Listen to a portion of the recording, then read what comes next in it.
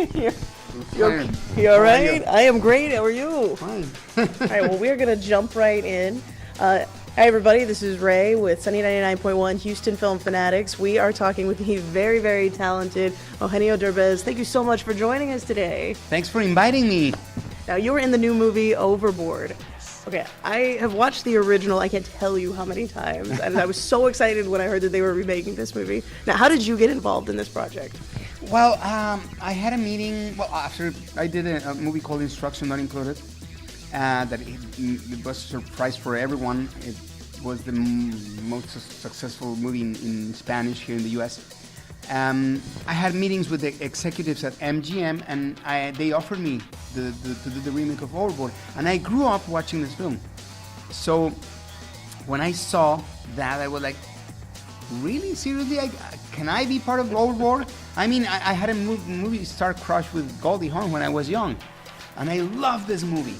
So it's more like an homage to the original. It's like not a remake, it's like reimagining the film. And yeah, because I'm a huge fan of the original one, so I don't want to compete with the original. I want fans of this movie to feel that this is an homage to the original more than a remake. I love that, and it's a very, very fun movie to watch, and you are really, really good at this. Now, there are some parts in this movie I want to talk about. Okay, so recently we just did a whole bunch of yard work, and there is a scene in there, and you guys can probably see it in the trailer, where you are like pushing this really, really heavy wheelbarrow up into this dumpster. Was that like really full of like really heavy dirt? Did you have to do that 700 times? Yes, you know why? Because I sometimes, when I can do it, I prefer to do the real thing instead of acting, because sometimes it could look fake. So I was like, no, I want to do it. I want to feel the pain. And I did it. I did all my stuff. Have you seen that when I just sat down, like I'm doing like this? It's because I hurt my neck. Oh my God. While we were doing all these things in the movie. And for the last almost a year, I've been going to the chiropractor because I hurt my neck. Wow, well, I'm sorry that you hurt your neck.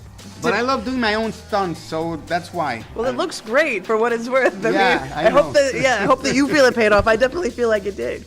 Now, there's another scene in the movie that I was laughing really hard when they're basically trying to. She's trying to prove that you are who, her husband. And she's like, no, he's got a tattoo. And of course, you have a little Speedy Gonzalez tattoo. Did you have any input on what that tattoo was going to be? Yes. We decided that we wanted to have Speedy because, first of all, because we're working on a movie of the new movie of Speedy Gonzalez. Oh, nice. We're writing the script right awesome. Now, and also because it's fun. I mean, when we were talking with the writers about Speedy, they said, "But isn't that offensive for Mexicans?" I was like, "No."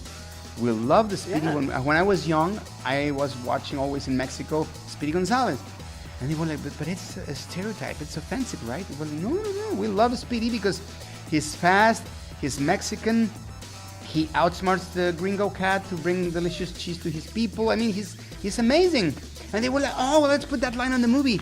And they put the line in the movie. That's awesome. We only had like two Spanish cartoon characters growing up either. You had Speedy, and then you had Snoopy's like Mexican cousin Spike. I had to look that up. He had a little sombrero, kind of a bad mustache. I remember. It's good. I like the Speedy Gonzalez. Yeah. Now you were in But it's a fake tattoo, by the way. Are you sure? You don't want to make that permanent? You want to think about it? Probably. If the movie's a hit, I will. There we go. Now, you and Anna Faris, you guys have such great chemistry on screen. Yes. Tell me about working with her on this film. You want to know the truth? I would love to know the truth. It's a nightmare. It's a nightmare? Yeah. It's because she's so funny.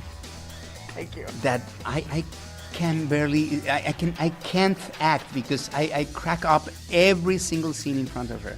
She's really, really funny. She's amazing. She's lovable. She's great, and we had chemistry since day one, and it shows. If you go and watch the movie, you can tell that we have a lot of chemistry. We get along amazing, and she's exactly as you can imagine her. Because when I saw her in the movies, I was like, is she really like that? And she is. She's very naive. She's like always like she's like naturally funny, you know. She doesn't want to be funny. She's naturally funny. I feel like you're naturally funny. You think so? I do think so. I feel really good about that. There's a lot of people I know that feel really strongly about it. One of them is holding our camera right now. As a matter of fact, when I said that we were getting to do this interview, he insisted that he be the camera guy for this. Well, you know what? That's my life. I mean, I'm a well-known face for Latinos in this country, but I'm a completely new face for the Americans. And it's like living in these two worlds. It feels weird. Well, I will have to feel say, like Leonardo in the movie. I don't remember my life before now. No, like I will say, dude, the first time that I actually got to really know you as an actor was Instructions Not Included, and I mean that was an amazing film. I cried. Right. I loved it so much. So it definitely, you are really bringing, I guess, notoriety to Hispanic actors and culture to America, and it's one of the things I love about you. It's fantastic. Thank you. Yeah, well, Instructions Not Included is my favorite film. It changed my life, and I think it did great because it's different. It's a different kind of movie, and that's what I'm always telling the executives here in Hollywood. Every time that I bring a project and they say, it's a little bit Latino for our audience, for our core audience, I'm like, that's the point. It's different. That's why you should take the risk, because it's different. And that's the only way you can have movies like The Shape of Water, when you trust a Mexican called Guillermo del Toro, or when you trust a Mexican called González Iñárritu, or Alfonso Cuarón. That's the only way. We can do amazing stuff. We absolutely can. Now, what is the one reason that you feel like everybody needs to go see this movie? Because I'm in it. Done. You should go see it because he's in it. No, I think it's a movie you should see because it's not just funny, because it's really funny, but also it touches your heart, and it has a great message. It's about all the things that money can't buy. I think that family and the love of family is something that there's no money that can buy that. So this arrogant jerk with billions and billions of dollars, he has everything but real love, the real love of his families, and this is what the movie's about. So go watch it. You're gonna feel good, and you can. It comes out on the Cinco de Mayo weekend. So go have party and watch the movie. That's right. Get some margaritas. Get Overboard. May 4th. Well, Eugenio, thank you so much for talking with us today. It was definitely a pleasure. Thank you. Thank you so much. Thank you. Thank you, guys. Don't miss this movie.